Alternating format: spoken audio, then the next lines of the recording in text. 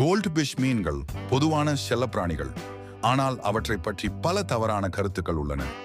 இங்கே 5 பொதுவானவை. 1. கோல்ட் பிஷ்களுக்கு 3 வினாடிகள் நினைவாற்றல் இருக்கும். இது பரவலாக நம்பப்படும் கட்டுக்கதை, ஆனால் அது பொய். கோல்ட் பிஷ் உண்மையில் பல மாதங்களாக பல விஷயங்களை நினைவில் வைத்திருக்கும். அவை வடிவங்கள், வழக்கங்கள், அவற்றின் உரிமையாளர்களை கூட நினைவில் வைத்திருக்கும் திறன் கொண்டவை. பொதுவாக கருதப்படுவதை விட மிக உயர்ந்த அளவிலான அறிவாற்றல் திறனை காட்டுகிறது. 2. கோல்ட் பிஷ் அவற்றின் தொட்டிகளின் அளவிற்கு வளரக்கூடும். தொட்டியின் அளவு ஒரு கோல்ட் பிஷ் மீனின் வளர்ச்சியை பாதிக்கலாம். இது முற்றிலும் உண்மையில்லை.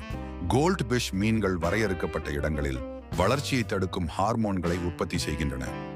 ஆனால் சரியான சூழ்நிலைகள், இதில் இடம், உணவு மற்றும் சுத்தமான நீர் ஆகியவை வழங்கப்பட்டால் அவை எதிர்பார்த்ததை விட மிகப்பெரியதாகவும் சில சமயங்களில் ஒரு அடி நீளத்திற்கும் அதிகமாகவும் வளரக்கூடும். 3. அவை சிறிய பவுல்களில் வளர்க்கலாம். இது ஒரு பொதுவான தவறான கருத்து, ஆனால் சிறிய பவுல்கள் கோல்ட் பிஷ் மீன்களுக்கு ஏற்ற சூழல் அல்ல. அவை செழித்து வளர போதுமான இடம், ஃபில்டர் மற்றும் ஆக்சிஜனேற்றப்பட்ட நீர் தேவை.